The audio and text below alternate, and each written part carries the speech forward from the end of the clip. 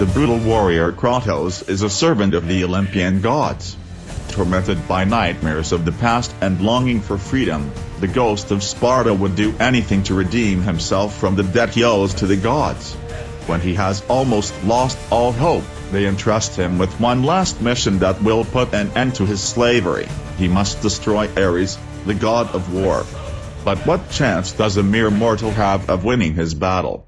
Armed with the deadly blades of chaos, guided by the goddess Athena and driven by his own desire for revenge, Kratos seeks the only truly powerful relic to assassinate Ares. A search that will take him deep into the mysterious temple located on the back of the Titan Cronus. From the dark depths of Hades, through war-torn Athens, to beyond the desert of lost souls, God of War delves into the legend of Kratos. Prologue.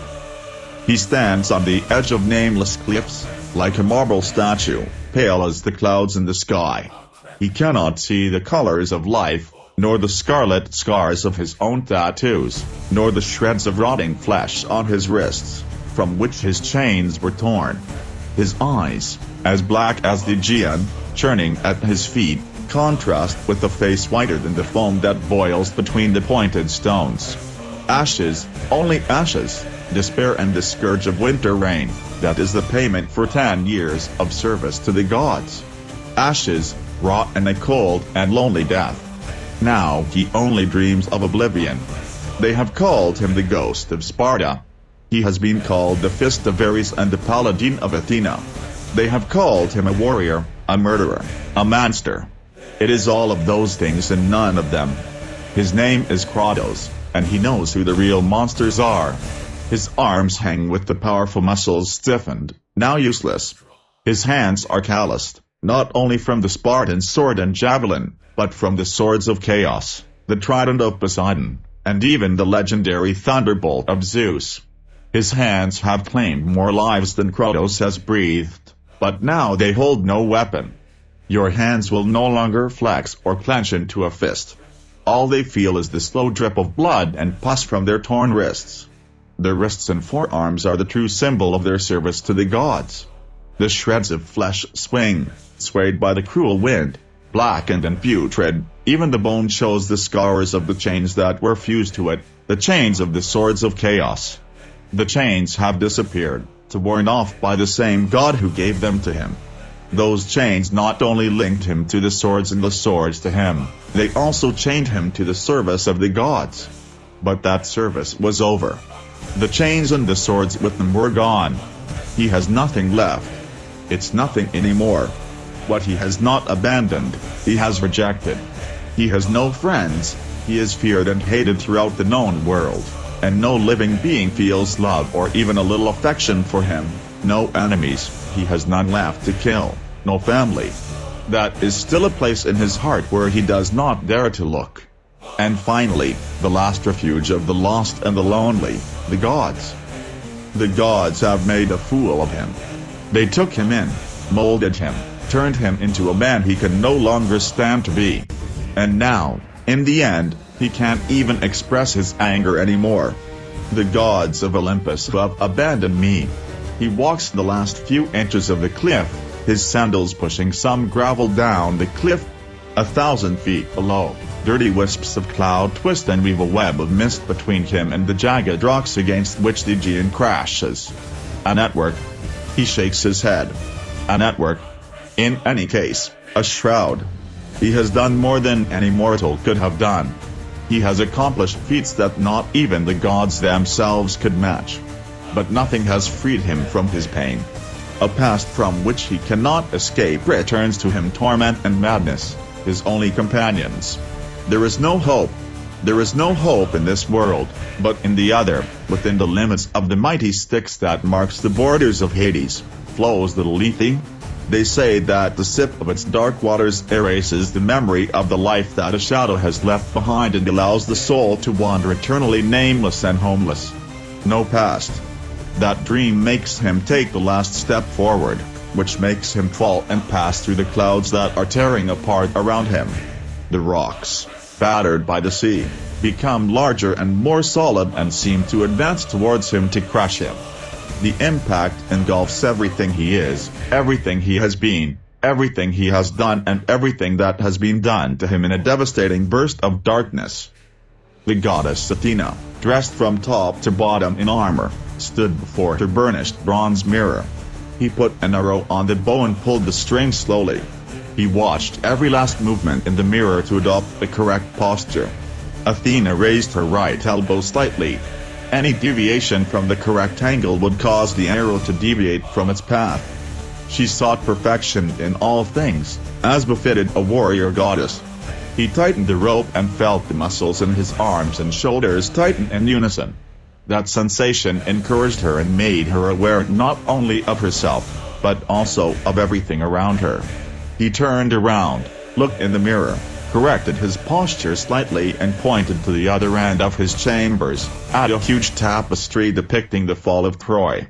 His fingers released the arrow, which shot out and stuck in the thread figure of Paris. What a flawed hero, he thought. I hadn't chosen so badly. He had risked a lot, as the fate of Olympus hung in the balance when his brother Ares lost control. Had Kratos experienced a moment of doubt like that, just before the arrow shot from the bow? Doubt? Security? Unusually, he felt a stab of fear. Had all his scheming been for nothing after depriving Ares of his services with a clever ruse? A small gust of air made him turn. He rested another arrow on the string and pulled until the golden bow groaned from the strain. He thought better of it and slowly relaxed it without actually launching the arrow. Lounging half-naked on his wine-red cloud couch, without the slightest hint of shame, lay an incredibly handsome young man. His mischievous smile was not affected by having Athena's arrow pointed at his forehead. "I'm glad to see you," he said. "Are you celebrating your victory? You know what would make this occasion really special, getting rid of your perpetual virginity. Don't look so solemn. Don't be so solemn. Let's explore unknown territories. As an explorer I am very good, and I can show you new paths." "Hermes," she whispered. "Didn't I warn you not to spy on me in my chambers?" "Surely," said the messenger of the gods lazily. He rubbed his bare back against the couch, moving sinuously with pleasure. "Ah, how wonderful! What an itch it was! In fact, my sister, it is not my only itch, but you can help me with this one, since it is you who inspires it." "I?" Athena's face remained unchanged like a marble statue. "Do you want me to scratch you with my sword?" The bow in his hand vanished and a sharp sword appeared in its place. Hermes lay back on the couch. He interlaced his fingers behind his head and addressed the sky over Olympus movingly. "I am condemned to look at what I cannot touch," he said with a sigh. Such a cruel fate should be reserved for mortals. Athena had learned through centuries of experience that Hermes was so intoxicated by his own charms that when he began to flirt, the only way to divert him from his purpose was to change the subject. With the sword he pointed at his sandals. "You have wings. Is this an official message?" "Official? Oh, no, no. Zeus is out there doing something," he replied, and smiled evilly. "Although it is more likely that he is doing someone to another mortal girl. Surely, only the fates know. Seriously, I don't know what he sees in those mortal women, when any god would sacrifice one or two immortal limbs in exchange for a peek under his robe." "The message," Athena cut him off. "What excuse do you have for invading my chambers?" "Oh, of course I have a message." He took out the caduceus and waved it at her. "Really? Do you see it? I have the rod. Your beauty gives you the impression of charm, but your manners make it dissipate." "Oh, I guess that was a clever comment, right? I ask you, dear Virgin of War, because otherwise, there would be no way to know. Let me answer you with another question. Is the message you bring so important that I shouldn't kill you for getting on my nerves? Please. Our Father forbids one god to kill another." His voice trailed off as he perceived something uncomfortable in his cold gray gaze. "Athena, dear sister, you know that in reality I am completely harmless. I haven't stopped repeating it to myself. Until now. I was just trying to have a little fun. A pinch. A little joke with my favorite sister. To cheer you up, you know. To distract you from, well, you know. Of course I know. And you shouldn't forget it either. He glanced at a dressing table where there was a gold hoop studded with precious stones. Yet another trinket made for an expiatory offering by some ambitious craftsman from the city that bore his name. For a mortal's work, it was quite refined. I thought I should probably answer his prayer, and I would have if I had remembered his name. Her problems with Ares had separated her from those mortals who trusted her so much even when they died. That had to change soon, if he wanted to repair more than just destroyed buildings. Aunt. Oh. I apologize for spying on you. Of all the Olympian goddesses, you are the most beautiful. Your posture with the bow curve and the string intention was elegant. No, perfect. A gift for the eyes. Every enemy would tremble and every ally would embrace your cause. Hermes got up from the couch and stretched his muscles with the intention of showing off his young and agile body. But you must admit that, of all the gods, I am the most handsome. If you were half as handsome as you think, you would shine brighter than the sun. Do you see it? No one can compare to me. I'd like to hear you say it in front of Apollo. Hermes threw his head back haughtily. Oh, he's quite handsome. But he's a glanders. The next words you say better have to do with your message. She leaned toward him and touched his chest with the tip of the sword. I think it's been a long time since you witnessed the consequences of making me angry. The messenger of the gods looked at the sword resting on his ribs and then looked at the grey eyes of the goddess of war, which were staring at him. He stood up, smoothed his chemise with a very dignified gesture and said in a loud and clear tone, "He's your favorite mortal." Kratos. Athena frowned. Zeus had said that he would take care of Kratos himself until after the memorial service. What's wrong with him?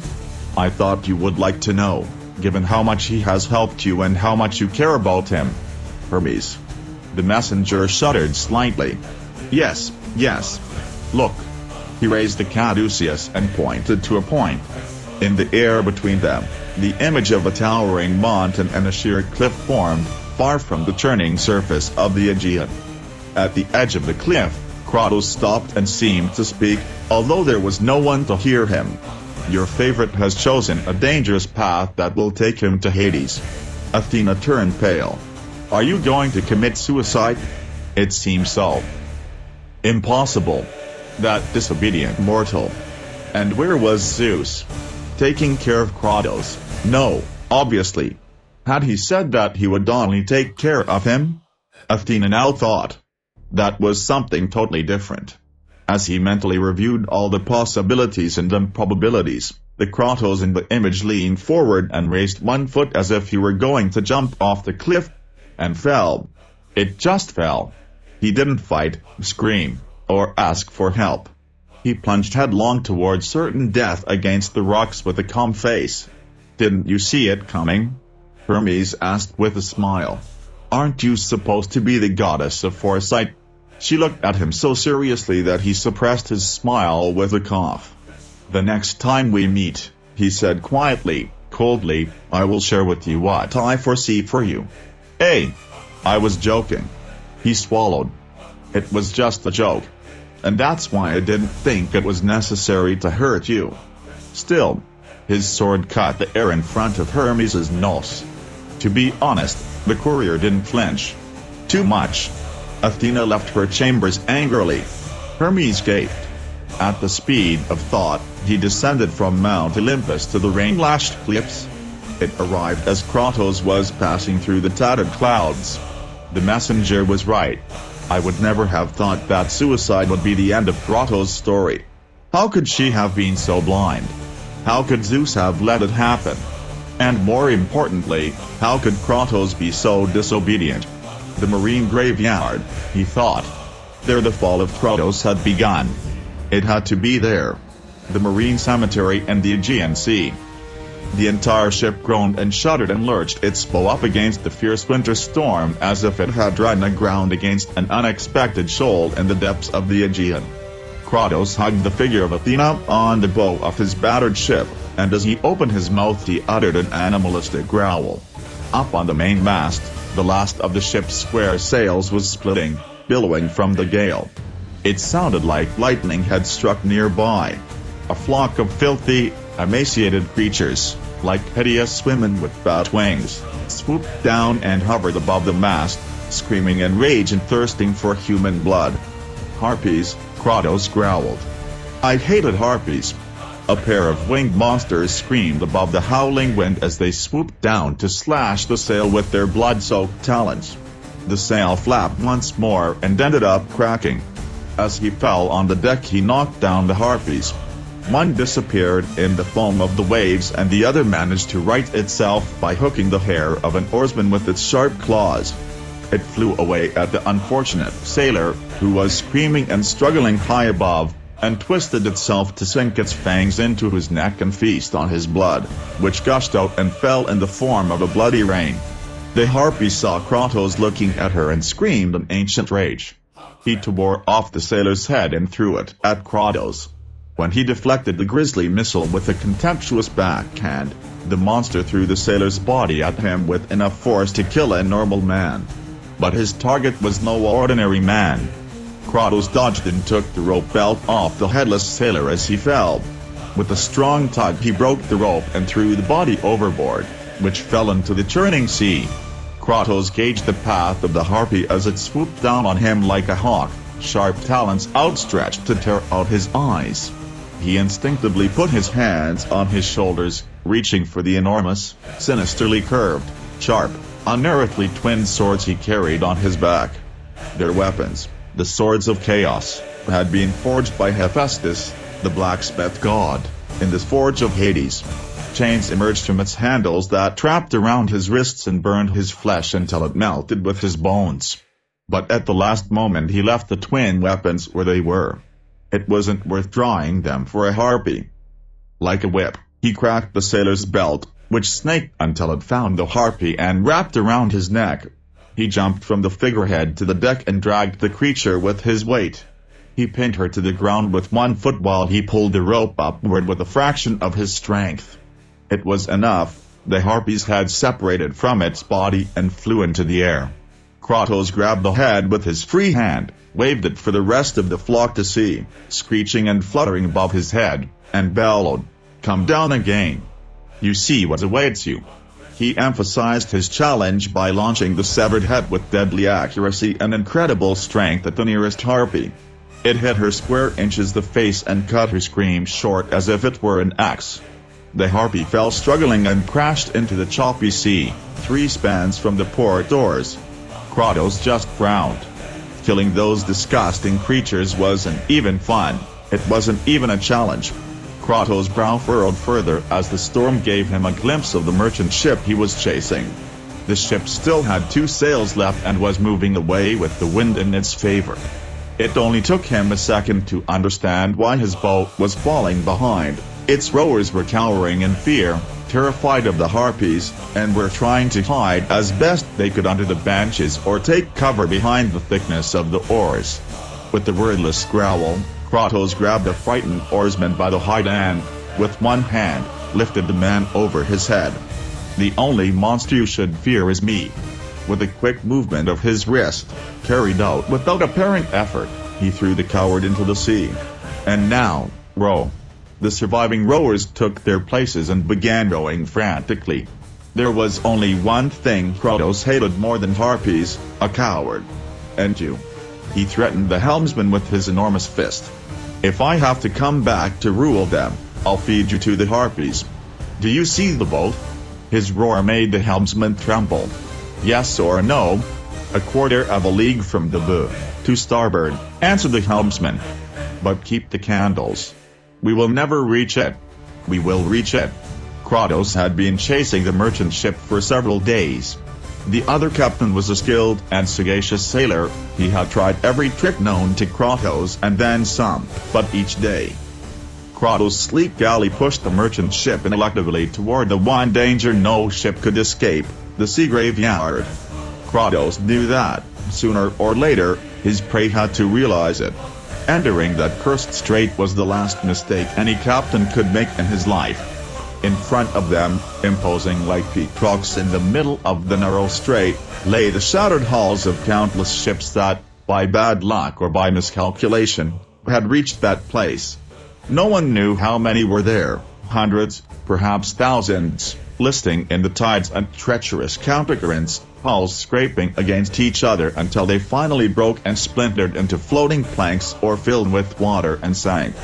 But the danger did not end there. So many shipwrecked ships were piled up at the bottom of the sea that they reached almost to the surface of the Aegean in the form of artificial reefs, lying in wait for some ill-fated ship to open its hull. It was impossible to draw a map of those reefs, since no ship that had entered the cemetery had left it. So many sailors had died there that the sea stank of rotting flesh. Kratos nodded as he watched the merchant ship lower its sails and raise its oars to turn around.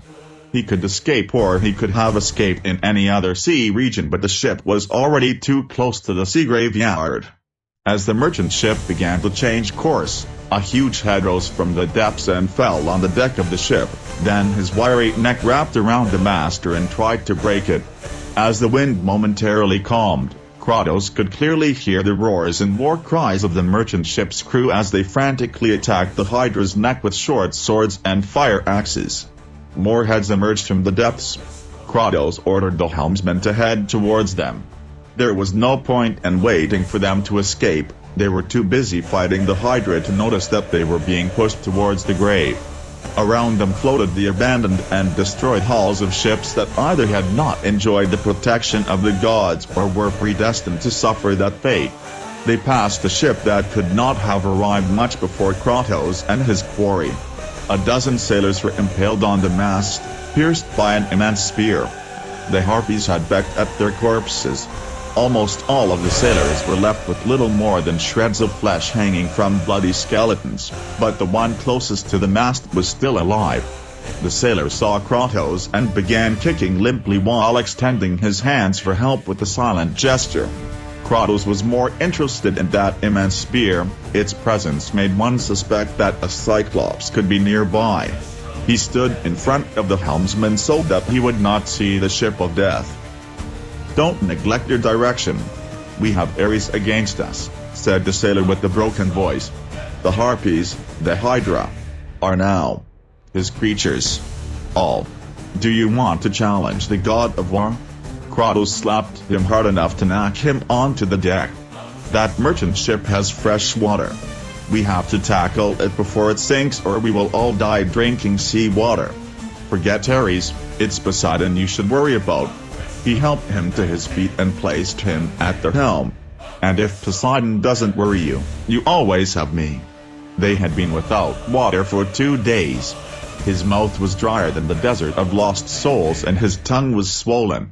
Kratos would have gladly exchanged the water for something else, but before he had the chance, the captain of the merchant ship spotted him and decided that it was wiser to flee, as if all the dogs of Hades were on his heels. Kratos was going to teach that captain the consequences of such good sense. He pulled at his beard, short and pointed, to remove some clots of harpy or human blood. He neither knew nor cared. He checked for injuries. In the heat of battle one can be mortally wounded without realizing it. Finding none, his fingers unconsciously ran over the red tattoo that crossed his face and shaved head and down his back. The red contrasted with the color of his skin, white as bone. Blood and death, those were the hallmarks of Kratos. No one who had seen him fight, no one who had heard of his legendary exploits would have confused him with any other man. Another impact caused Kratos to crash into the helmsman. The ship shook and a long creaking sound was heard. The sailor fell to the deck and Kratos grabbed the wheel, which spun freely in his hands. "The rudder!" exclaimed the helmsman. "It's broken."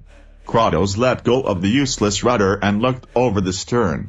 One of the abandoned hulls that made up the reef of ships had harpooned his galley as if it were a fish. A mast as thick as his body had passed through the hull and destroyed the rudder as it entered the stern from below. "Starboard rowers, row back," Kratos bellowed. "Port rowers, row if you want to save your useless lives." With a loud crack, the galley broke free of the mast. As the boat turned toward the struggling merchant ship, Kratos ordered the starboard rowers to row forward with all their might. He turned around and shouted to the helmsman, "Set the rhythm. And make it quick. But we are sinking. Do it." Kratos turned to the oarsmen and shouted, "The first cowardly worm to let go of the oar will die on the spot." Although the stern sank more and more, the galley managed to move forward. The merchant ship was only about 200 paces away, then 150, then a strong swell, caused by the treacherous countercurrents of the marine graveyard, caused the galley to list and, instead of righting itself, it collided with the rotting hull and became stuck to it. Kratos' ship could only go in one direction, down. "If you can, follow me," Kratos said to the crew. If they couldn't, they weren't worth saving. He jumped overboard and landed on his feet on a slippery board. He skidded and waved his arms to keep his balance. The waves rocked the driftwood, and each wave caused the abandoned hulls to rub against each other like wooden millstones. Falling into those waters meant certain death. 50 feet ahead another ship was pitching.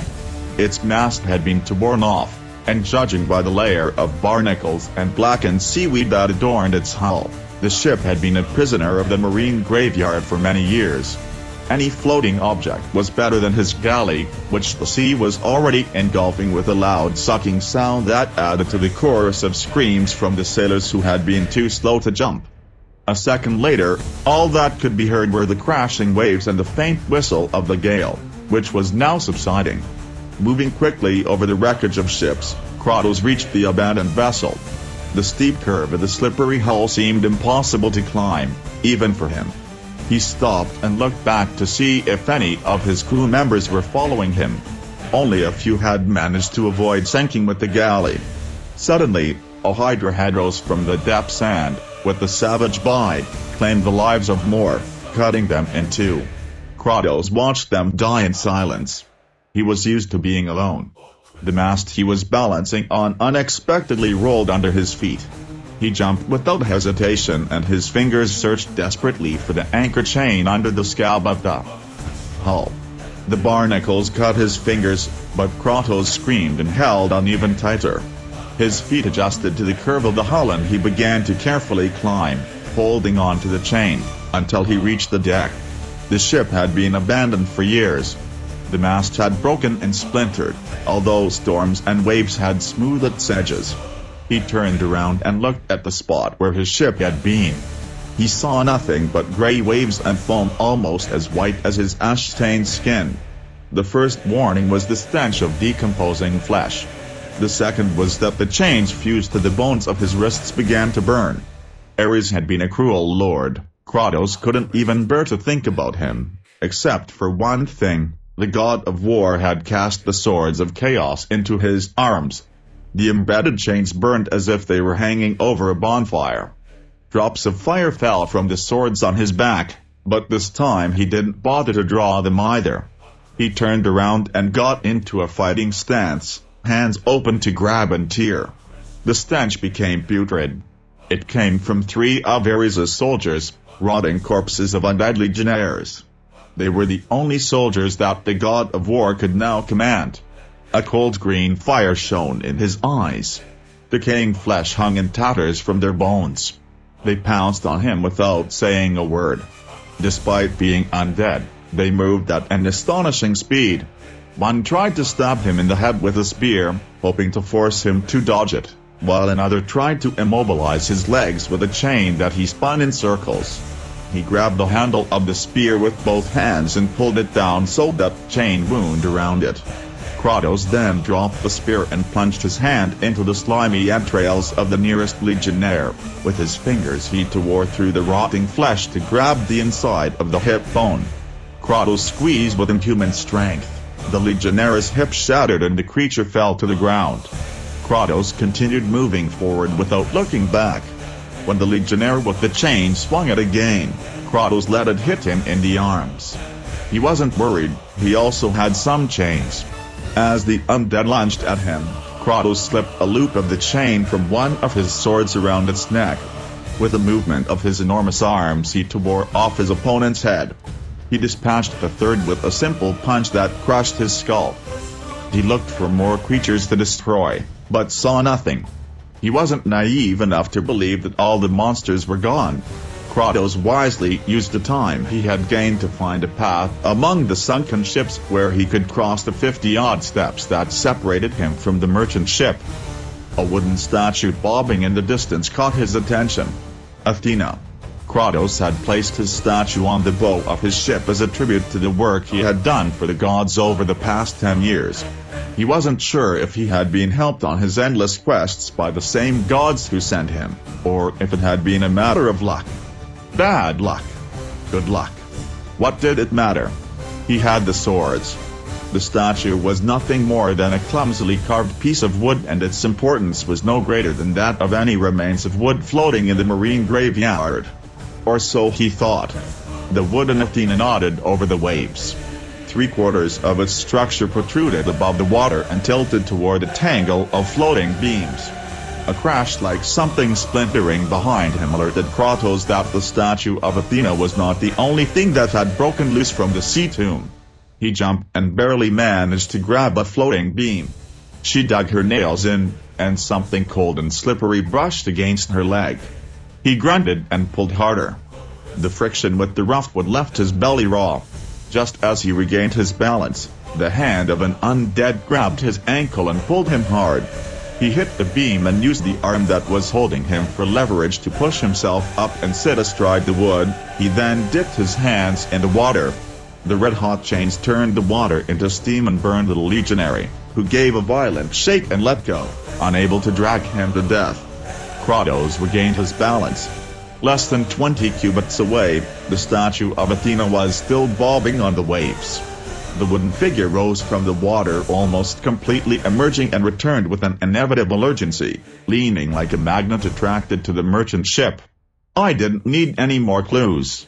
He jumped, slid through the tangle of floating beams toward a listing ship that looked relatively intact. Some of the crew of the merchant ship must have taken refuge there, fleeing the attack of the Hydra. Some boards, fastened to the rail of the merchant ship, covered the distance between the ships. If he managed to reach the listing ship, he could board the merchant ship easily. But before he reached the railing, the sea exploded before him. From the unfathomable depths emerged the huge reptilian head with eyes like shields of flame and gleaming swords for teeth. Its jaws could destroy the best ship in the Aegean. His ears, full of spikes, fluttered like the sails of a galley. A cold, suffocating smoke came out of his nostrils. He ignored the ships in front of him and fixed his gaze on Kratos. His immense neck arched, his eyes flashed, and he roared at the ghost of Sparta with an incredibly powerful sound. That thunderous roar forced Kratos to his knees. Just a second. Kratos stood up. Finally, something worth killing. That day he had already killed a few harpies. The Hydra would be next. Satisfied, despite everything, he put his hands on his shoulders and took out the swords of chaos. Zeus, my lord. Athena looked up and looked at the great heavenly father sitting on his alabaster throne. The king of the gods was lounging in his enormous, regal seat, comfortable with the power he held from his high throne. Zeus, my dear father, he corrected. He preferred to subtly remind her that she was his favorite. It doesn't matter what Ares thinks of me. But deliberately attacking my favorite human. You yourself forbade that kind of behavior in Troy. And Ares didn't take my edict very seriously even then. And as far as I remember, neither did you. It wasn't so easy to divert Athena's attention. Are you going to allow the god of slaughter to defy your will? My will? Zeus's laughter echoed through the audience hall and throughout Mount Olympus. I think you've grown very fond of that human of yours. What was his name? Ah yes, Kratos. Could it be that you are developing some compassion for him? By immortal Athena was not going to fall into the trap so easily. I hear the pleas of my worshippers. Kratos is just one more. But you care more than others. I notice it in your eyes. It entertains me. Nothing else. I have also enjoyed his exploits. Especially when he was still Ares' tool. Conquer all of Greece. His exploits were legendary. But then he had to ruin everything with that story about your temple in that village. There is no reason to emphasize that crime in particular, don't you think, Father? Zeus stroked his long beard of braided clouds. I considered stopping Kratos personally on more than one occasion, but his booming voice trailed off as he stared contemplatively into space. I never found the time. He is not the one who needs to be stopped, Father, and you know it. As Zeus's favorite daughter, Athena dared to speak with a lack of respect that could have cost any other god exile from Olympus and a fall to earth, where she would have to dodge lightning bolts for a century or two. But even when it was his favorite, Heavenly Father's tolerance had a limit. Zeus frowned slightly and the clouds in his beard and hair turned a purplish gray. A distant thunder sounded over Olympus. Don't you dare lecture your elders, daughter. Athena didn't even blink when she heard that comment. Would you crush a puppet just because its dancing offends you? It depends on the puppet.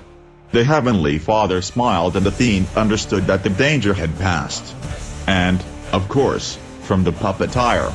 Hasn't Kratos offered you some pleasurable fun under my control? Athena was already on safer ground. Boredom was an evil more feared by the gods than the plague by mortals on earth. Do their battles no longer entertain you? No, it's wonderful, daughter. Really? Then, Father, why do you allow my brother Ares to torment him like this? Ares is trying to kill him. Yes, Zeus answered. But so far he hasn't achieved it, has he? Kratos has proven ... pleasantly durable. The swords of chaos grant him power even greater than his natural gifts. But still, are you okay with your own son trying to destroy your favorite mortal? My favorite? Zeus stroked his stormy beard again as he reflected. Yes, I suppose so.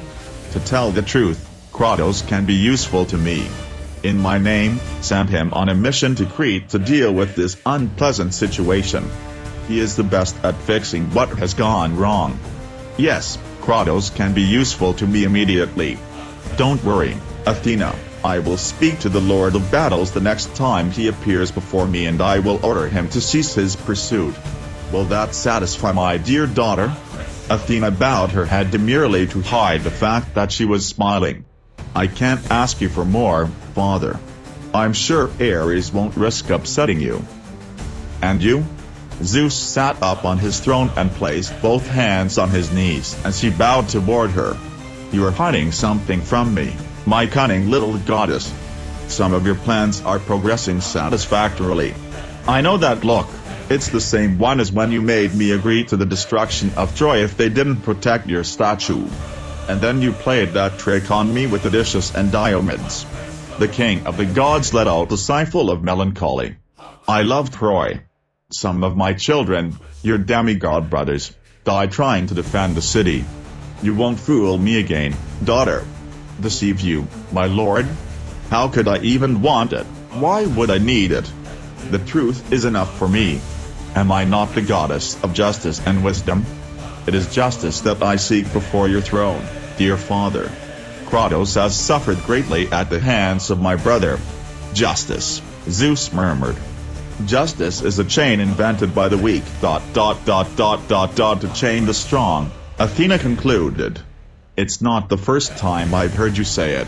I've heard it 1,000 times, he thought, but he kept that disrespectful comment to himself. It's not Kratos who asks for it. He has not asked the gods for help since the day he begged Ares to save him from the barbarian horde. It is I who ask for it, Father. Your time may come at any moment, he said, and opened his hand in the direction of the golden fountain that flowed next to Zeus's throne. Look. In the water bubbling in the fountain there formed an image of the storm-tossed Aegean, littered with the remains of innumerable shipwrecks. In the center of the image, flames and rays of steel leapt, as Kratos was using the swords of chaos as grapnels to stick them into the enormous serpentine neck through which he was tirelessly ascending to reach the head. "Is that the Hydra?" Zeus asked, frowning, perplexed. "Didn't Hercules strangle that beast years ago? Has it always been this big?" "This is a new Hydra, newborn, my lord. This Hydra is the daughter of the Typhon and Echidna, titans whom you yourself defeated and imprisoned inside the earth, at a depth beyond the reach of Tartarus. They are the ancestors of every perversion of nature with which my brother punishes Kratos." Zeus's frown darkened and turned into a grimace of displeasure. "Taking that creature against Kratos without my permission smacks of premeditation on your brother's part, but there is little I can do to help Kratos. The sea is the kingdom of my brother Poseidon. Killing the creature with one of my rays would be an insult to its sovereignty. And Poseidon's dignity is very easily wounded, as you surely remember." "Yes, father, you can be sure. But I'm not asking you for help in this particular situation. Kratos can take care of that creature without your help." Zeus's face brightened. "You have a lot of faith in his strength. My lord, I believe he is practically indestructible, but I have plans for him, plans that he cannot carry out if he has to constantly face my brother's legions of monsters. I only ask that you prevent future attacks from Ares." Zeus sat up on the throne and wrapped himself in the radiant mantle of royalty. He turned toward the fountain. Where was Ares right now? The rainbow in the fog turned to show Ares striding across a desert land like a volcano come to life. His hair and beard burned with eternal flames, and his black armor obscured the sun. With every step he crushed numerous men under his blood-filled sandals just as a mortal would crush shafts. "Where is?" Zeus asked. "What are you doing in that Egyptian desert?" "Sowing fear and destruction." "I have no doubt," Zeus agreed, and laughed approvingly. "It's a shame to interrupt your fun." The king of Olympus raised his powerful fist and took a deep breath, so much so that he altered the storm system throughout the Mediterranean, and pronounced a single word, "Ares." The image of the god of war moved conspicuously and cast a sinister glance over his shoulder without responding. He deliberately crushed humans again. "How dare you ignore me?" Zeus breathed out again, and this time ice formed around him and the clouds dumped sleet onto the land. "My son, I require your presence on Olympus." The war god moved again, but he hung his head sullenly, as if he couldn't hear him. "You must put an end to the Hydra attack immediately. I need the mortal Kratos." "Ares, I won't tolerate you ignoring me when I give you orders." Zeus frowned and the clouds in his beard and mane darkened as in a winter storm. Athena stepped aside. He had foreseen that moment with as much certainty as an oracle would have divined the future hidden from his divine powers, and he did not want to be in the middle. Zeus raised his hand and a small spear of sparkling energy formed in his palm. With a movement, as if he were swatting away a fly, he released the lightning bolt, which passed burning past Athena and was lost shining in the sky. A second later, lightning crashed across the desert in the image, so close to Ares that the god recoiled from the explosion of rock and molten sand. The god of war looked up at the sky, his face twisted with bitter resentment. Athena felt the wrath of the god from that devastated land. "Why is my father bothering me while I'm doing my job?" "No one has authorized you to ask," thundered the king of the gods. "You are obliged to obey. Come to Olympus and kneel before my throne to ask my forgiveness." "I won't do it while that treacherous, lying, frigid so-you-call my sister is still there. Its stench of corruption repels any honest god." Zeus stood up. The rays played around his forehead. "Do you challenge me? Your lightning has caught me off guard. You won't scare me so easily again." Ares placed his powerful fists on his hips. Even the slightest of his movements caused their weapons to echo with a din of battle. "I invite you to leave that comfortable throne of your honey-smelling palace and go out into the world to catch me. Careful, Ares. My lightning can reach you too. Ares shook his flamed hair disdainfully. Do you think you're going to scare me with lights and noises? Me? To the god of war? Am I a cold and cowardly virgin who begs before your throne, a liar and a traitor? I'm Ares. If you are thinking of declaring war on me, father, remember that war is my kingdom. Do you see it? Athena said softly. It's just like I told you. His madness grows with each passing day. If he dares to defy your orders, is there anything he won't dare to do? Father, it might be necessary. No, Zeus replied gravely. No, Ares is not unconscious enough to challenge me. Athena realized that Heavenly Father said one thing and thought another. Getting Zeus to put Kratos under his protection, even for a short time, had been a great opportunity for him. Isn't death the punishment for defying your orders? I ordered that the gods not declare war on each other. No god can kill another god. That law is final, and even I must submit to it. My brothers and I destroyed the Titans because they were constantly fighting each other. Their bitterness over old and never forgotten disputes divided them until it was too late. The Olympians will not suffer the fate of the Titans. If Ares must be destroyed, I will not be the one to do it. Nor you, Athena. The goddess lowered her head again to hide the fact that she was giving another smile. As my father orders. I do not long to shed my brother's blood. I don't think he would say the same about you. Athena opened her hands in a gesture of helplessness. He refuses to accept that Kratos and all the armies of humanity are now at my command, while his legions include only the undead and the sinister progeny of Typhon and Echidna. But I didn't cheat on him. I didn't even treat him unfairly. You were there, father. You watched the competition and witnessed Ares freely agreeing to my deal. Yeah. And that was when I saw the same shine in your eyes that I see now. He didn't think about the consequences of your deal, and you knew very well that in time he would regret having accepted it. My brother is impulsive and stubborn.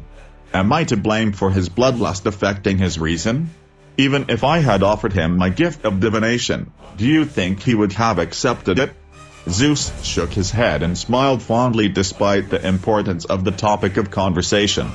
Not even the king of Olympus can defeat the goddess of stratagems in an argument. What do you propose?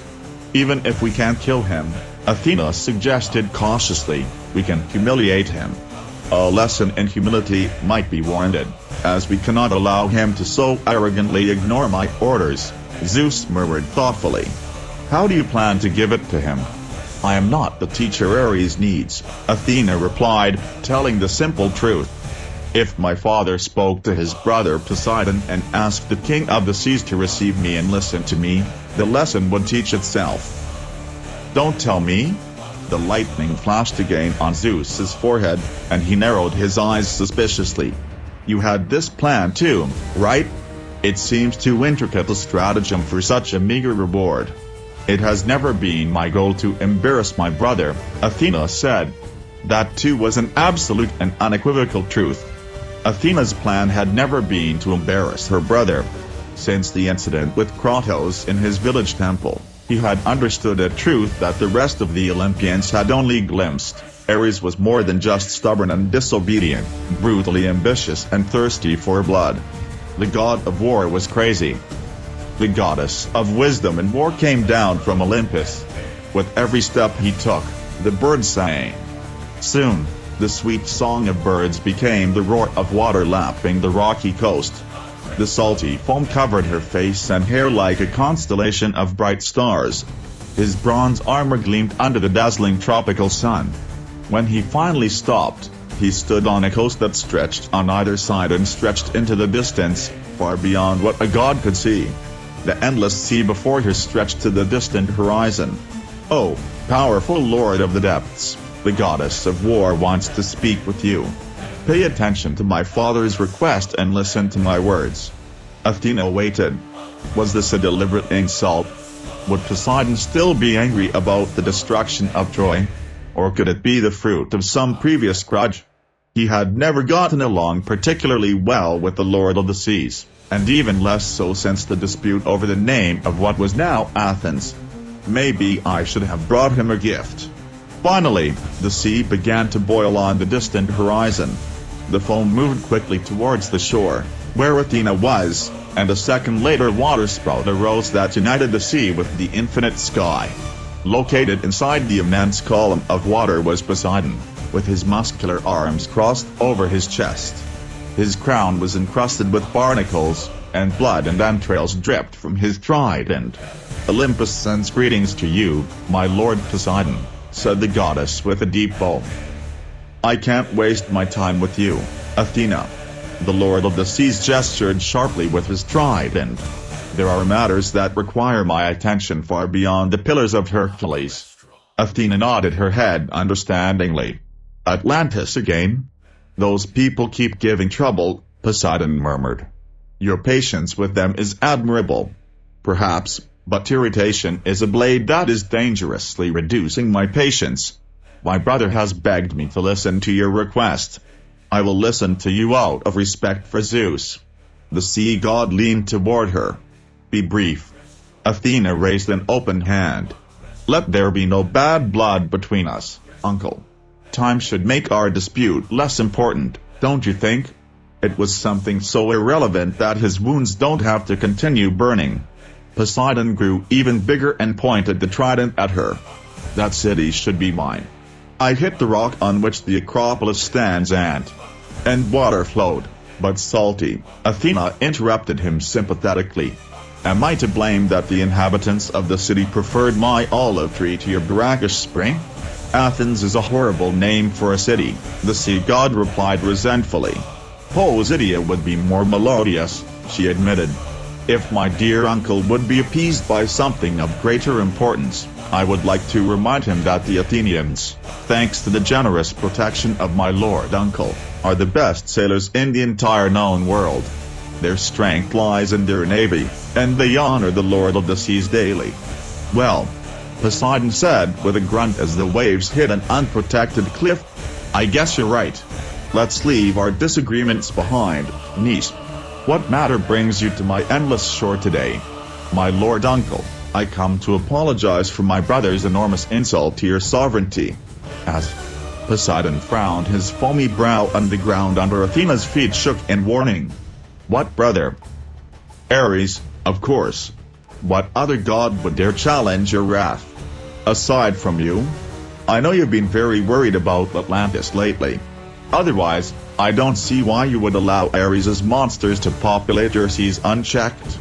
"What populate my?" He looked into the distance, and what he saw in his deific gaze made him utter a strangled cry, like that of a whale. "A hydra? In my marine graveyard? What insolence! I keep telling Zeus that he is too lenient with his children. Ares should have spent an entire Earth era with Sisyphus. I'm not as understanding as my brother. I'm going to smash it." "Where is?" "Where? Far from your kingdom, my lord uncle. Safe in a distant desert." Poseidon roared, raised a fist, and the entire world shook. "If they call me Earthquake Maker, it's for a reason. My lord uncle, I beg you." Athena shouted. "Don't let your anger fall directly on him. There is no shame in being defeated by the great Poseidon, king of 2/3 of everything that exists. No lesser god can defeat any of the brother kings. If you really want to punish Ares, you must offend his pride." The tremors disappeared. "You say well," Poseidon acknowledged. "But what is the best way to do it? By showing all the gods that a mere mortal can thwart Ares' plans and defeat his will," Athena responded with a very studied calmness. "Yes, that's it," Poseidon agreed. "But what mortal? Hercules? Aren't you busy somewhere in Crete? Pirithous is in Hades, Theseus is old, and Perseus. Who knows what he's up to? It doesn't seem trustworthy to me." "There is another one," Athena said, forcing herself not to show any hint of emotion. "Has my lord uncle heard of a mortal whom men call the ghost of Sparta? His name is Kratos." The great Poseidon leaned towards her, interested. "The fist of Ares? It is no longer the fist of Ares. Now the ghost of Sparta serves me well. Did you not attend the challenge of the war gods? He nodded his head slowly, remembering. Yes, of course. I had forgotten. The fate of land armies means little to the sea. Kratos had given up serving Ares before I won him for myself in the challenge, along with the rest of the human armies. Oh, yes, I remember. Now that you mention it, it had something to do with that temple of yours in a village that Kratos sacked, right? Place. And for Kratos it was an unimaginable horror. To this day it still torments him. So, Kratos is the mortal you have in mind? Your insight is legendary, and rightly so, my lord uncle. Ares hates Kratos with such a passion that not even the gods can understand it, and a distant dream of revenge against the god of slaughter is the only thing that keeps Kratos fighting. For Ares, the biggest shame would be if Kratos thwarted his plans. How can a mere mortal hope to defeat the legions of Ares? Praise be to the fates, Athena said as a spark flashed in her grey eyes. I have an idea. For hours, Kratos fought his way through the sea graveyard. The swords of chaos flashed constantly, rising and falling, striking like a scourge to the limit of their indestructible chains, cutting through the rotting flesh and the yellowish, brittle bones of the undead legionaries, shattering the scales from the heads of the Hydra, piercing eyes, cut out tongues and tore necks. They cut and chopped, stabbed and pierced, burning at all times with a supernatural flame, as if the infernal fire of Hades' forge was crackling on their blades to scorch any life they touched. Kratos was animated by the same fire. Every bit of life in any of the creatures the swords were thrust into flowed through the chains to where they fused with the bones of their wrists. The stolen lives gave new strength to his body and filled his head with inexhaustible fury. When he wasn't killing, it was because he was running to somewhere where there were more victims. It didn't stop. He didn't even slow down. The swords could not be broken, they could not get nicked or lose their edge. Even the black blood and rotting flesh that should have crusted the swords and chains were fading away, consumed by the unearthly fire. Kratos went from ship to ship, advancing on floating beams in the sea agitated by the frenzy of sharks, which were fighting over the pieces of their victims. The ships blurred and merged into an endless labyrinth of decks and masts, of sails and stowage nets, and the omnipresent endless stream of undead that attacked with the same bloodlust, and more harpies that descended on him and threatened him with their shit-soaked claws. He no longer knew if he was approaching the merchant ship he had followed to that marine hell or if he was moving away from it. He didn't care. I didn't think about it or anything else. He threw himself into his work with the joyful frenzy of a bacchanal and became absorbed in the purity of unbridled slaughter. He killed. I was satisfied. He continued fighting until another head of the Hydra cut him off again. Each one was bigger than the last. As the enormous beast opened its jaws wide to roar, Kratos was nearly dragged into a dark tunnel, wet with saliva. The only thing he saw was the immense mouth that opened, twice as wide as his body, and the sharp, yellowish teeth. He threw his hands on his shoulders and gripped the hilts of the Chaos swords. The Hydra advanced with the seemingly endless sinuous movement of its neck. Kratos feinted, dodged a bite, and wrapped the chains of the blades of Chaos around the creature's thick neck. With his muscles swollen from the effort, he pressed even harder, and the links dug into his neck, trying to strangle the Hydra. The monster roared in anger and shook violently to free itself from Kratos. The chains slipped and the beast's scales scraped his arms until they bled. Kratos kicked him, turned, and used the chains to help him climb up his neck. But his next step came at the wrong time. As he shook his head at the monster again, the force of his own kick caused Kratos to break free and hang from the chains. The Hydra hunted him in the air just as a toad would hunt an unsuspecting fly. The beast's jaws closed and its sword-like teeth sank into Kratos' forearms. Any other hero would have had both hands amputated, but the chains fused to his bones could only be broken by the god of war. By closing its jaws even more tightly, The monster only managed to break part of its teeth, but it made no move to let go. As he struggled, Kratos realized that this monster could send him to the kingdom of Hades. With his body tense, he tried to free his arms from the jaws of the Hydra, but he stopped and looked desperately down at the maelstrom of the sea. The sharks attacked each other and tried to bite Kratos' feet. The acute pain of a shark bite through his greaves forced him to fight on two fronts. Having to decide which was the most immediate threat made his stomach clench. Death called to him in the form of bloodthirsty sharks and Hydra. Unable to let go of his arms, he raised his legs away from the voracious sharks and tried to use them for leverage. Pain coursed through his arms, from where the Hydra's jaws had trapped them with crushing pressure to his shoulders. Grinding with the effort, he pulled out, but that only caused the Hydra's teeth to dig even deeper into his forearms. When the beast began to move its head sideways and tossed him around like a rat caught in the jaws of a hunting dog, Kratos saw an opportunity to escape. One kick from him could send a warship away from the dock. He doubled over and put his knees under his immobilized arms. As its greaves began to tear at the Hydra's face, the creature bellowed in rage and pain. Kratos, driven by desperation, struck harder and faster.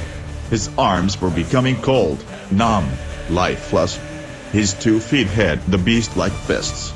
Luckily, a kick hit the Hydra's eye, caused the creature's roar of pain to free Kratos' arms and send him flying into the air. When he reached the highest point of his flight, before beginning to descend, the Hydra lunged for him, with its jaws open to catch him like a candy that had been carelessly thrown to him. Kratos felt fear and joy at the same time. As he fell, he returned the blades of chaos to his back in one smooth movement. He curled up into a ball and let the creature close its mouth with him inside. But before it could swallow it, he planted his feet on the Hydra's lower jaw, rested his back against the slimy nubs of its enormous palate, and pushed. The creature's jaws began to open. Kratos made an effort as great as Hercules as he lifted the sky from Atlas' shoulders. The Hydra tried with all its might to close them in again, but when the ghost of Sparta acted as a prop with good support, no force on earth could crush it. When he had fully extended his legs, Kratos raised his hands above his shoulders for leverage and continued to open the Hydra's mouth with only the strength of his powerful arms. The monster's jaw joint creaked as if a ship's mast had broken, but Kratos didn't budge. Fear had given way to a feeling of triumph. With the mighty push he raised his arms above his head and the crunch became a tearing roar, wet and leathery, as the Hydra's jaw broke and its mouth split in two. The Hydra shuddered and let out a thunderous roar. Kratos kicked himself free and jumped to the deck of the nearest ship. The endless neck and the giant head that had just been destroyed sank back into the dark waters of the Aegean, which were now even more turbulent, since the voracious sharks that were lurking had already tasted the blood of the Hydra. The last time Kratos looked down, the sharks were ravening into the Hydra's mouth and tearing bloody chunks from its still flailing tongue. They cared little whether the meat they ate was from a human or a monster. Ravenous, they tore off pieces of the Hydra and carried them beneath the murky surface. But not even that huge head was enough for all the sharks. Hundreds, thousands. They swam in circles, stirring the sea with their tails as they waited for food to arrive. Kratos would have been happy to provide it to his unwitting allies. At his feet, blood stained the water that ran between his legs. Killing a shark or two with the swords of chaos would give him enough life to close the bleeding cuts. He grabbed the rail and jumped onto what was left of the listing deck, but when he pulled out his swords, the sharks sped away. They had discovered a feast among their own kind. Literally, everywhere I looked, I saw sharks floating with black, motionless eyes. Some were beginning to swell and others had their insides burst. Even the sharks that crowded around their dead conspecifics to devour their poison flesh soon floated belly up. Eating a Hydra was as deadly as having it eat you. He spent a few minutes searching the destroyed hull into which a barrel, a jar, anything that could contain water had fallen. Even an upturned bucket might have collected enough rainwater to quench his burning thirst, but he found not a single drop. either on the deck or in the lower hold to which he had access. Then he saw the barrel next to the helm with water for the helmsman. Kratos strode towards him and dipped his head into the water to drink deeply. He threw his head back and spat, bile rising in his throat. The brackish water burned his mouth. He spit again, and this time he cursed out loud, "Let the seas turn to dust." Nothing could taste worse than this. But as soon as he had spoken these words, a strange light shone in the invisible depths of the flooded cellar in which he found himself. Where before there was only a rotting bulkhead, a passageway of alabaster and pearls now opened, twice as tall as Kratos and wider than his body, with his arms outstretched. The passageway framed an enormous face, shining like the sun's rays on the calm sea, the face of a man with a beard of sea foam and hair braided with shiny black seaweed. "Do you have such a bad opinion of my kingdom, Kratos?" The voice, which was tolerantly rebuking him, thundered like a tidal wave crashing against a cliff full of caves. "For 10 years you have sailed my seas without being shipwrecked or without a storm causing your ship to capsize. Don't you think that's proof that I hold you in high esteem?" "My lord Poseidon," Kratos said in a respectful tone, although without bowing his head. "How can I serve the king of the seas? The hydra that defiles my beautiful Aegean is a creature of Ares, your former lord. Its existence is an insult and I want you to end it. That's what I was thinking of doing. You must know that so far you have only scratched the surface of that monster. Its secondary heads, like the ones you have destroyed, are numerous. The Hydra hardly notices its loss. Then how can I kill her? Ending the main head, where the creature's brain is. The main head is 10 times the size of the others, and its strength is almost limitless." Kratos didn't care how strong he might be. "How can I find it? I'll take you to her. And to help you in your task, I will lend you a small fraction of my own power." Kratos suspected that the sea god would not take rejection well. "What kind of power?" "You know that my anger makes the earth shake, and my fury causes storms that no ship can survive. Go through the passage where you see the image of my face and I will grant you a power greater than you have ever had. You will control a fragment of my anger. Whatever Poseidon's wrath was, it couldn't be more painful than when the swords of chaos were fused to his arms." "Okay," he said. "Let's kill that beast." As he entered the passage he was greeted by a blinding brightness and felt his bones burning from the inside out. Coming out the other end, Kratos found himself plunged into a damp darkness that smelled of sweat and urine. The slow sway of the ground made him assume that he was still on board a ship. When his eyes adjusted to the darkness, he managed to make out the shapes of what seemed to be a loadstone on both sides. Above him he heard a sobbing voice, that of a man crying like a child, begging to be released. Kratos advanced towards the beginning of the walkway in a combat stance. He heard shouts coming from above and suspected that the sea god had kept his word. Some light was peeking out of a passageway that opened in front of him. And as he approached he discovered that what in the dark looked like stowed cargo was actually people so sick, starving, or thirsty that they were unable to move. In that new light, Kratos saw the greenish glow of the bronze shackles on the ankles of those people, and came to the conclusion that they were the cargo. It was a slave ship. Kratos gave a nod of approval. If there were slaves, there must be fresh water nearby, because slaves were too valuable to be left to die of thirst. Some managed to react enough to beg for mercy as they passed. Kratos ignored them. Near the passageway was a slave chained in a punishment posture. His wrists were shackled together and hanging from a short chain fixed to the ceiling. The length of the chain allowed the toes to rub against the deck as the ship rolled. He whimpered with a broken voice, "Please. Please don't leave me here. Please." As Kratos approached him, his sobs turned into screams. "By all the gods, I beg you. Please." Kratos stopped next to him. "If I help you, will you shut up? Oh, bless you. May all the gods bless you for being so good." The slave's voice trailed off when he finally managed to focus his gaze on his supposed savior. You. His exclamation sounded muffled by astonishment. The ghost of Sparta. I know who you are. I know what you did. I'd rather die here than have you save me. Kratos pulled out one of the swords of chaos and, with the flick of his wrist, decapitated the slave. Wish granted. The slave was already so close to death that the sword only channeled a measly spark of life through the chains.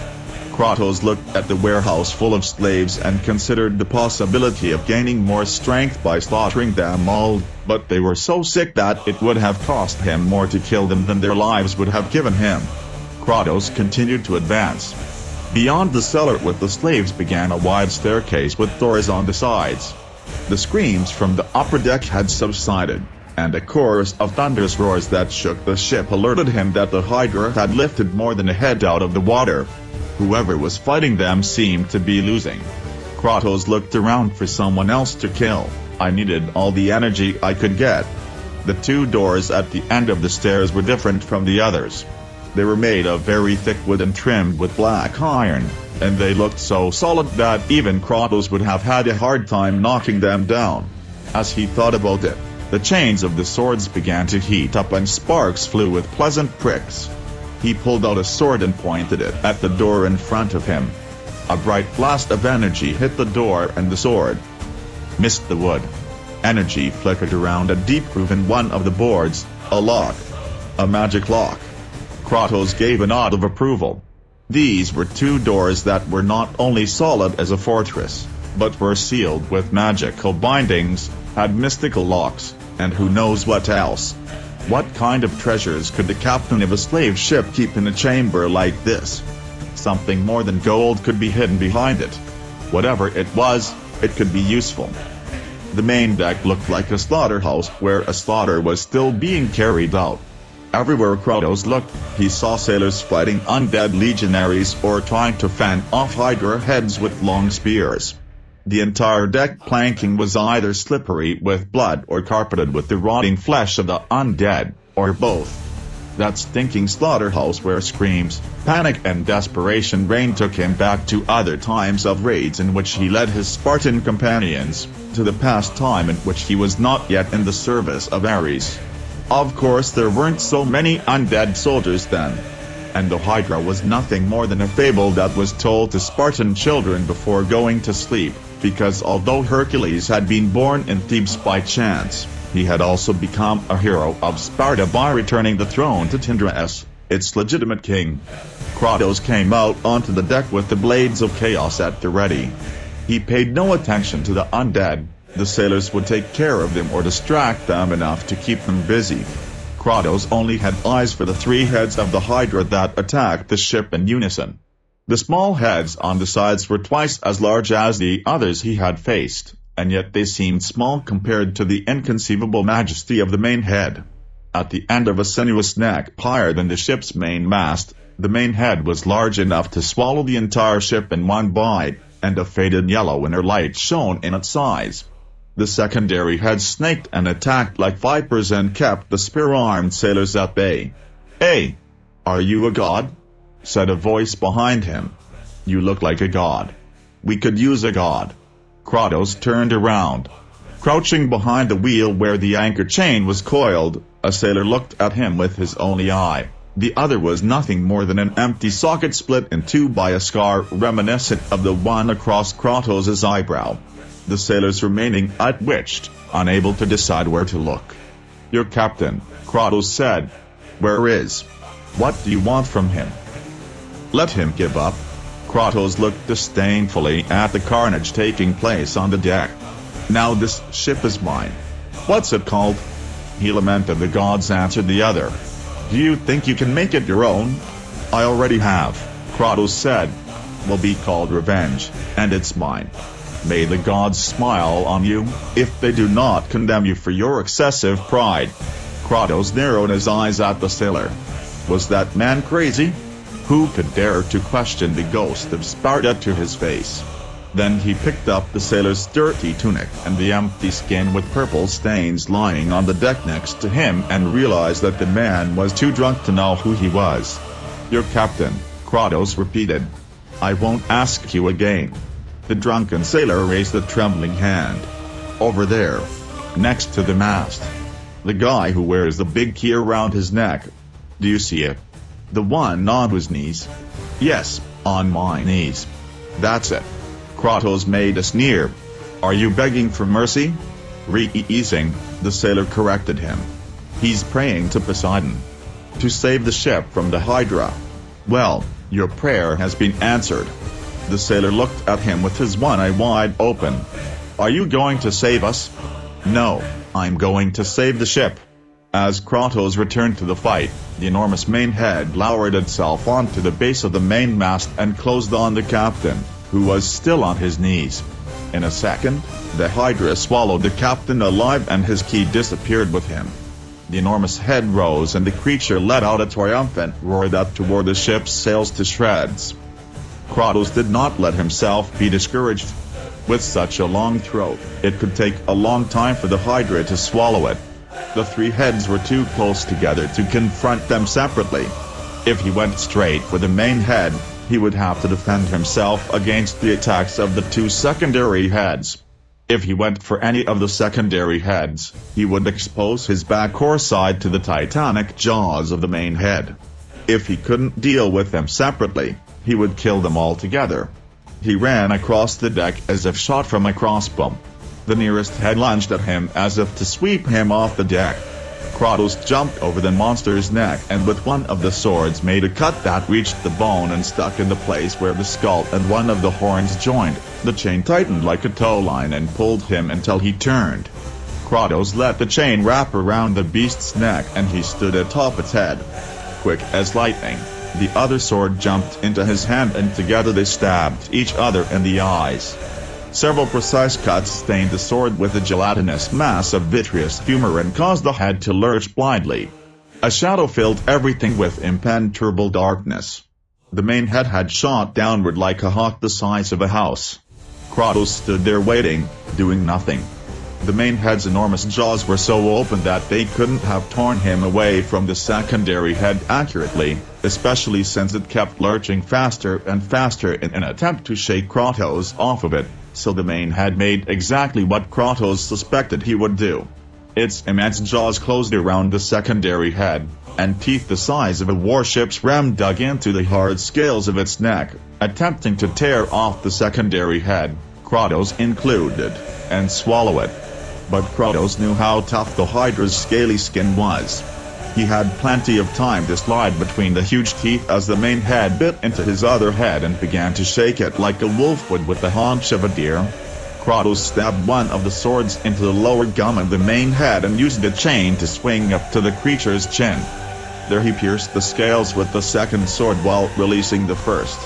The primary head roared in pain and released the half-chewed secondary head, which sank into the sea. Kratos continued slashing under the neck, next to the chin, where the creature couldn't reach him. The remaining secondary head snaked like a viper towards him to attack him from behind, but when Kratos stabbed one of the Chaos swords into its snout, the head thought better of it. With the sharp sword planted firmly in its nasal cavity, as it tried to retreat, the creature let out a scream of pain louder than anything Kratos had ever heard. The main head, instead of trying to bite Kratos and break him in two, slammed its own neck violently against the mainmast and crushed Kratos between its scales and the massive mast. Kratos' vision blurred. The main head held him down, pressing him against the mast, which creaked alarmingly, as did Kratos' spine. But the mast gave way first and broke into splinters. The main head raised again and the secondary one tried desperately to free itself, but the sword lodged in its nose was hooked like a hook, and pulling on it only managed to get it stuck even more. The other sword was still lodged in the throat of the main head. Neither of the two swords were going to come loose, nor were they going to break, just as the chains that attached them to Kratos' arms could not be broken by any earthly force. When the primary head pulled one way and the secondary head pulled the other, there was only one thing that held them together that could be broken: Kratos. He screamed in pain, hanging between the two heads that were trying to tear him apart. The muscles around his massive shoulders swelled, But even his supernatural strength was no match for the titanic strength of the Hydra. On any other day, Kratos could have died, but the Hydra was a creature of Ares, and the possibility of death at the hands of a minion of his enemy fueled Kratos' rage. It was more than just anger. It was more than just anger. He was filled with the wrath of a god. He experienced the same thing as when he entered the passage where he had seen Poseidon. He felt his bones burning from the inside out. Lightning flashed around them, causing the world to fade into a blur of faded blue, and sent a volley down the chains to the swords. The flesh around the sword stuck in the neck of the main head exploded like a hermetically sealed vessel that had been left on the fire for too long, and huge chunks of smoking flesh were scattered everywhere. The sword lodged in the nasal cavity of the secondary head had an even more spectacular effect. Exploding the internal membrane sent bone fragments flying through the Hydra's eye sockets, causing its eyes to pop out of its face. The fragments also penetrated the brain of the secondary head. The neck crumbled and Kratos fell towards the deck, many meters below. As he fell, he thought that Poseidon's wrath had been more useful to him than he suspected. As he passed the splintered mainmast, with the flick of his wrist he threw a sword, which stuck into the mast and allowed him to change direction with a long, controlled turn. The enormous beast saw him coming, arched its neck and opened wide its jaws that could have split the ship in two. Deciding, to his satisfaction, that the gigantic main head did not house a brain commensurate with its size, Kratos climbed to the top of what remained of the mainmast, a sloping surface littered with needle-sharp splinters, and swung the swords around his head to get the monster's attention. He waited until the main head came down on him like a falling moon and swallowed him and several meters of mast. The wood of the mainmast was not as hard as the Hydra's secondary necks, not even before breaking, and Kratos knew the beast could cut it down in one quick bite. Back in the slimy cave of the monster's mouth, Kratos once again unleashed the burning fury that burned inside him. The main head twisted as Poseidon's wrath tore the back of its mouth to shreds. Kratos swung a sword upward, toward the back of the Hydra's nostrils, and was sent flying through an untold amount of salty slime until he reached the underside of the monster's skull. Before the creature stopped writhing, Kratos had managed to hack into the skull. With several skillful cuts with his swords he turned the Hydra's brain into a stinking mush. He went back down to the monster's throat, which was still writhing and spasming, while the rest of the Hydra's immense body slowly received the message that its brain had died.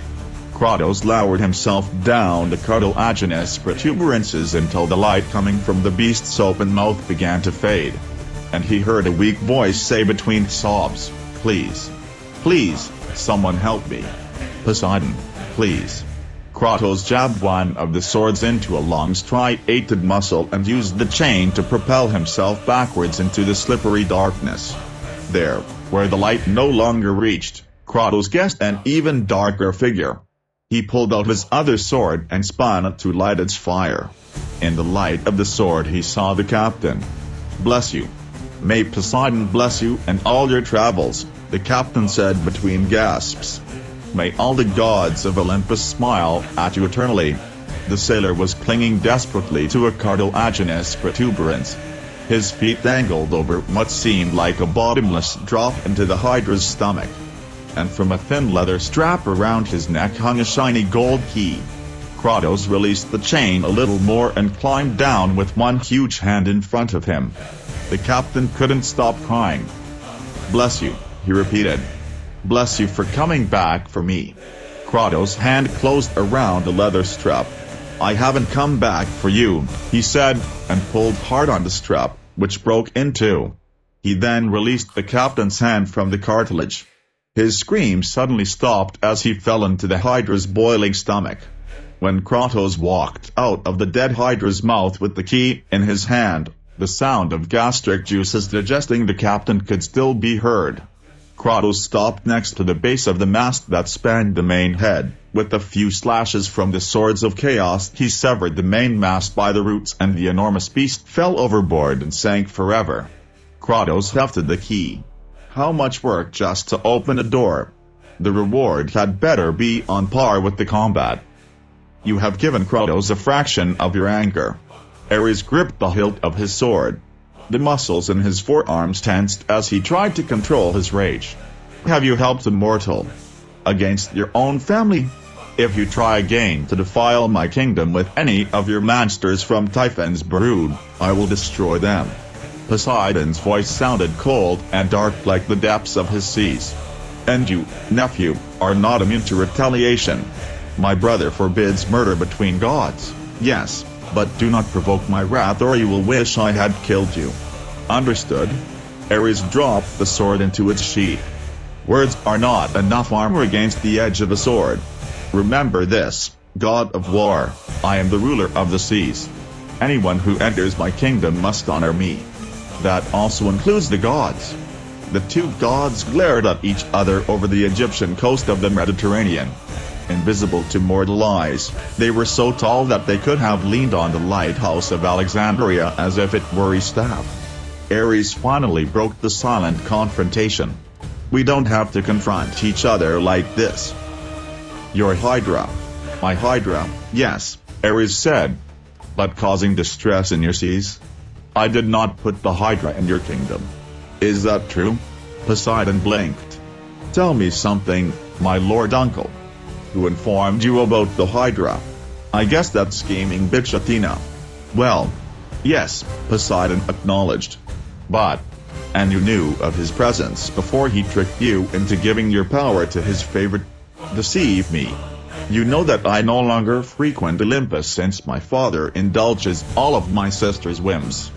Being so far away, sometimes I can't refute their lies before someone believes them. The god of war approached his uncle, so close that the flames in his hair made steam rise from the sea god's beard. Ask yourself just one thing, my lord uncle, why? The sea god did not respond, but a thoughtful cloud appeared on his forehead. Why would I offend your sovereignty? Why would I pollute your seas? What could I win? Kill this Kratos guy. That's what Athena told me. And if he had power over the Hydra, why would he order it to lurk in the marine graveyard? Did he perhaps hope that Kratos would arrive there one day by chance? Ares let out a laugh. I don't need a Hydra to get rid of Kratos. It is less than a worm. When I want to kill Kratos, I will crush him like a mortal would blow out a candle. He's still alive only because it amuses me to see him suffer. But, if it wasn't you who put the Hydra in my kingdom. I don't want to accuse anyone, Ares continued, but who has gained anything from this encounter? Who made you turn your back on me? Who has stolen a part of your power just to flatter a mortal worm? Poseidon stepped back a little and looked at his brave nephew. I can't take back the anger I've given Kratos. I know, said the god of war. A god with your sense of honor would never take away what he has given. But that's not what I'm asking of you. I am here, my lord uncle, only out of respect for you. I know you still have a certain affection for the city of Athens. That place. The sea god murmured, and let out a snort. Zeus prohibits direct battle between gods, but as you have warned me, there are other forms of retaliation. My armies are advancing towards Athens as we speak. And why do you come to me? Out of courtesy, uncle. I know there was a time when you thought about keeping that city. If that is your will, I will leave Athens intact. If you decide that everything Athena has said is true and everything I have said is a lie, I will not protest. As all Olympians know, I'm not nearly as good a liar as my sister. Poseidon took a deep breath, so much so that he altered the currents of the Mediterranean as far as Crete. At the end, he said, I don't know which one of you is cheating on me, or if you both are, but I don't care about that city. Bulldoze it and spread salt on the ground. I don't care. And with the roar of the gale, he disappeared. Ares' lips stretched into a cruel smile behind his beard of flame. I'll do it, man. That's just what I plan to do, said the god of war, and he let himself be carried by the wind toward Athens. In her chambers on distant Olympus, Athena reached into the hydromantic basin she had been using to spy on her brother. He punched the ambrosia-tinged liquid as if he could punch through it and hit Ares and Poseidon.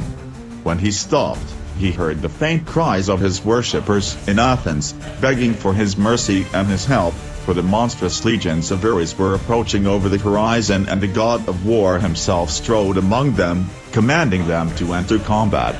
And with Ares on the battlefield, Zeus's word forbade him to face him personally. He pursed his lips in anger. Poseidon had no reason to betray her like that. At least his uncle didn't actively support Ares. Maybe. Yes. Maybe I could still take advantage of that. Without Poseidon's interference, Kratos could sail to his besieged city in a matter of days. Having Kratos thwart Ares' plans again seemed like an equitable solution. But his city might not last the days of the trip. Ares would make his worshippers suffer. Athena ran out of her chambers towards the Hall of Eternity, which she walked through with strides until she reached the fork she was looking for. Down the hallway he walked cautiously, treading softly as the marble gave way to neatly mowed grass. Out of the corner of his eye he saw some fawns nibbling on an ivy, and soon he emerged into a spacious clearing where perpetual summer reigned. Athena remained motionless, waiting to be recognized. Artemis didn't like to be scared, and her bow never failed. Immediately there came a rustling of leaves from a nearby myrtle. The goddess Artemis took a step forward and suddenly became visible, as if she had just materialized right there. With a bow on her shoulder and a quiver hanging from her waist, she lived up to her name as the hunter of the gods. Athena bowed her head ceremoniously. "Hello, Artemis, sister." The huntress looked at her curiously. He had never been much for formalities. "I was waiting for my twin. Is Apollo nearby? I would like to see it. This is a serious matter, and the wisdom of the god of light would be welcome." Artemis maintained the same expressionless gaze, as if Athena were a deer before which the goddess was judging the range of her arrow. "Even my creatures know of our brother's war against your city. Ares has brought an army of creatures from the underworld to the fight. The undeadly Genarans archers have taken many lives, but the citizens of Athens can take it. However, humans are incapable of defeating the other creatures, the real monsters." Artemis made a complete circle around her, studying the other goddess from every angle. "In the art of hunting," he said slowly, "we know who is the hunter and who is the prey. In that simplicity lies the truth. Between you and Ares, nothing is simple. I'm not asking you to judge the relationships between my brother and me. I'm not asking you for anything, sister. I just came to give you sad news.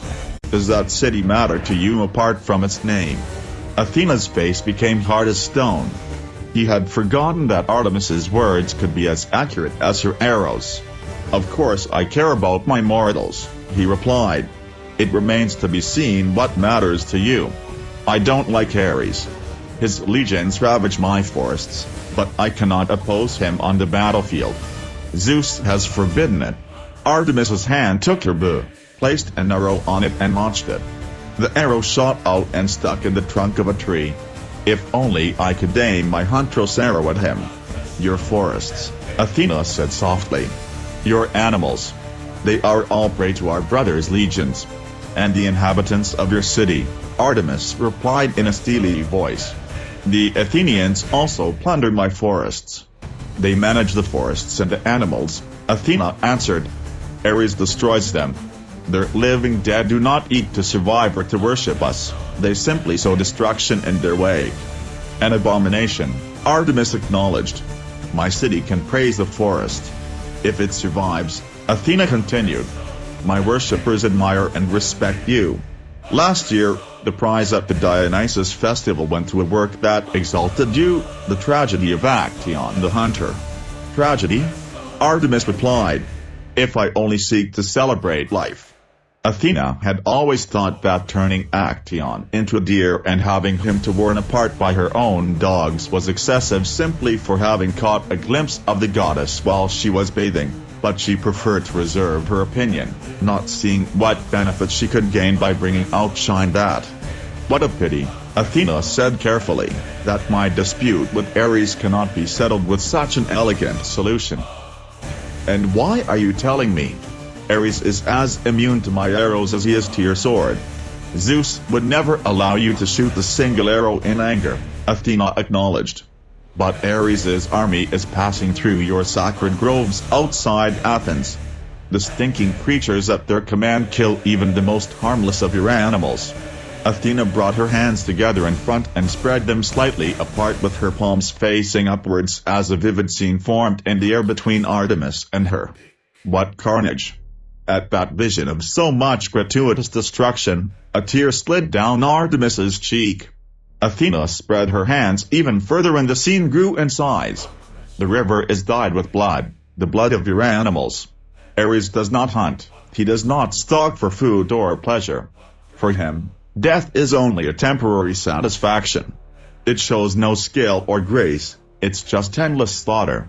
This river flows red with the blood of your fawns, elk, rabbits and even the birds of the air.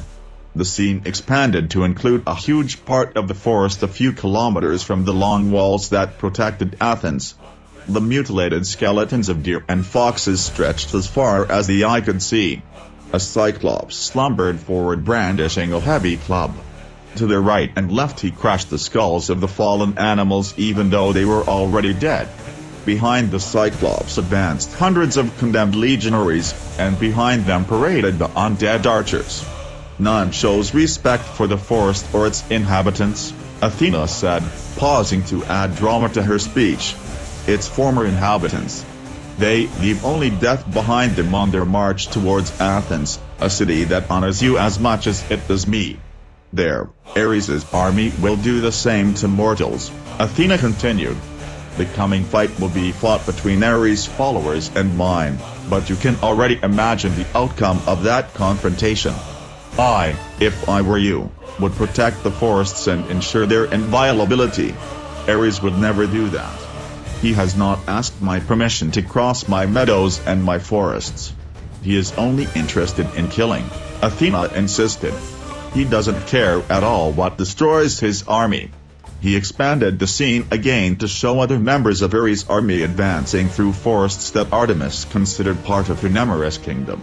When she saw the expression on Artemis's face subtly change from despair to anger, Athena continued.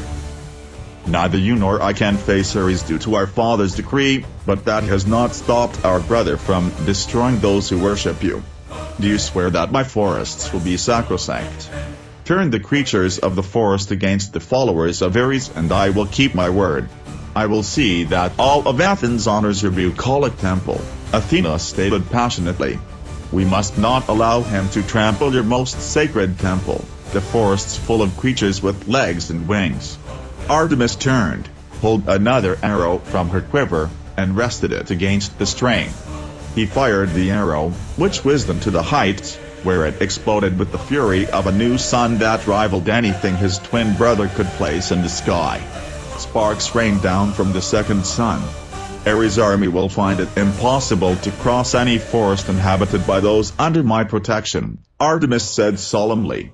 Immediately afterwards, the goddess of the hunt turned around and disappeared into the forest. It took a few seconds for the leaves to stop shaking as they passed. She had once again become one with her kingdom. Athena considered it a partial victory.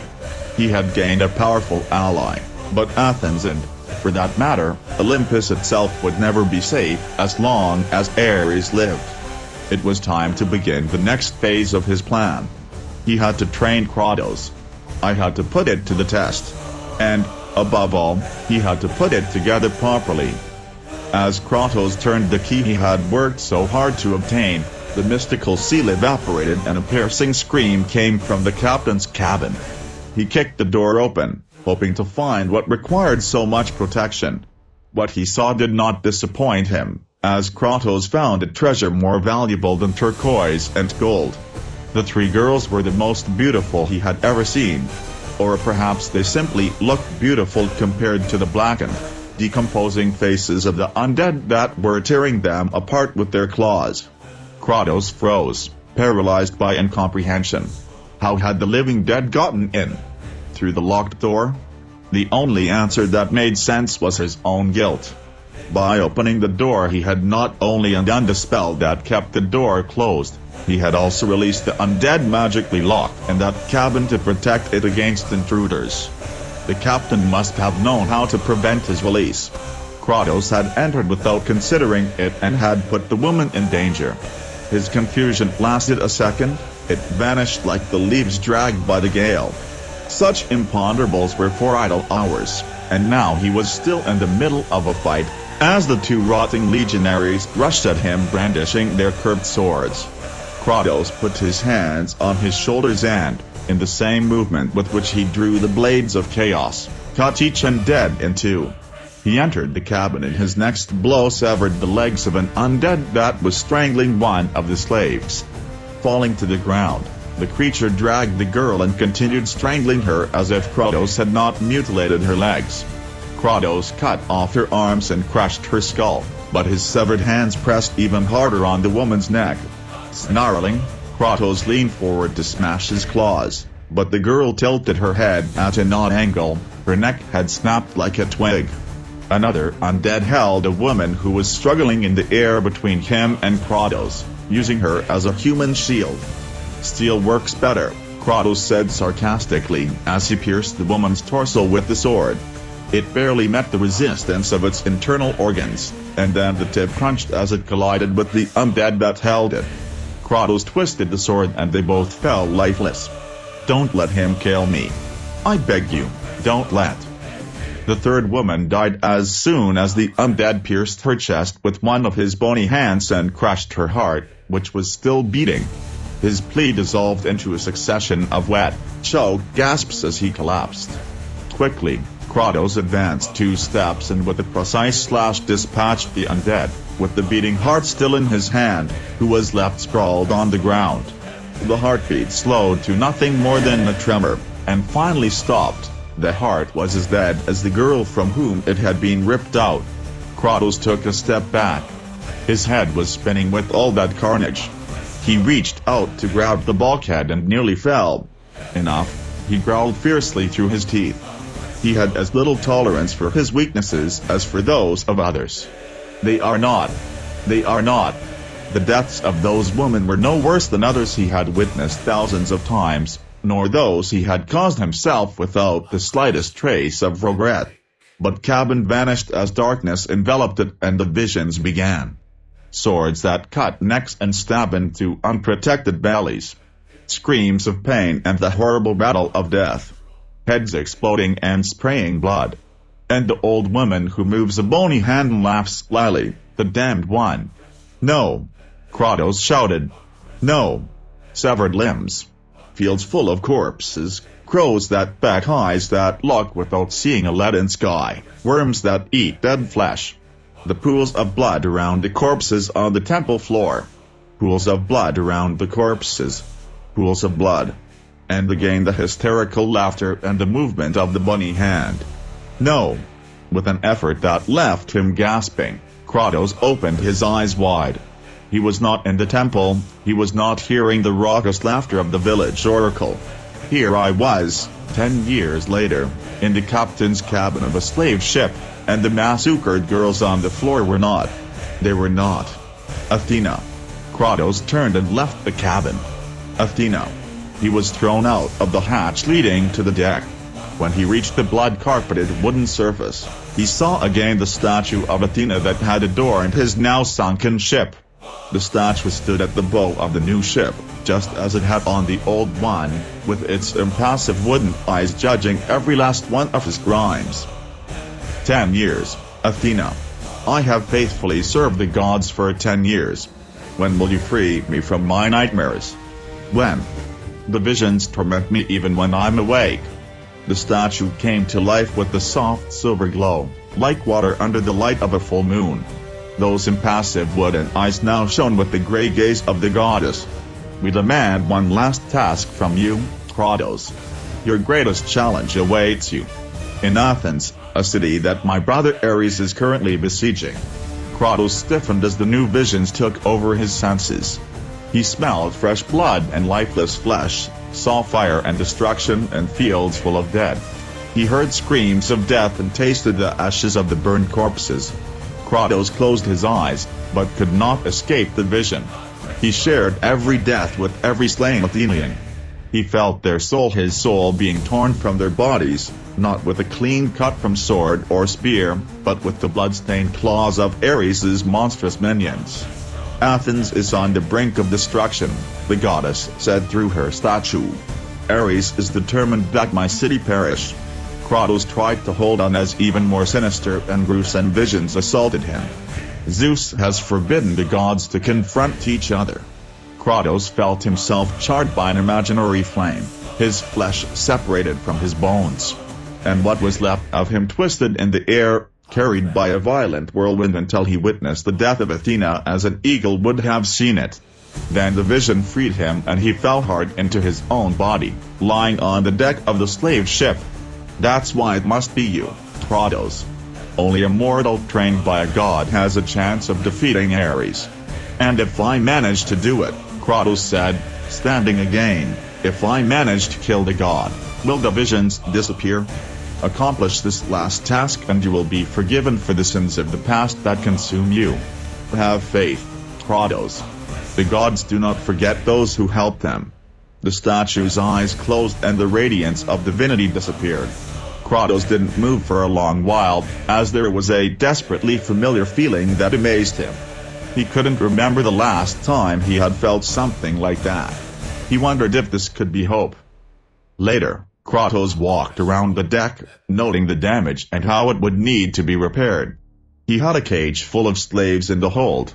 They would be his crew in exchange for his freedom. Since Athena had entrusted him with the mission of saving Athens from the army of Ares, made up of soldiers from Hades, he would not need any ship as soon as he arrived at the port of St. Piraeus. The closed cabin where the three women had been murdered gave an idea of how the former captain of the ship killed time, but Kratos did not intend to enter the cabin again.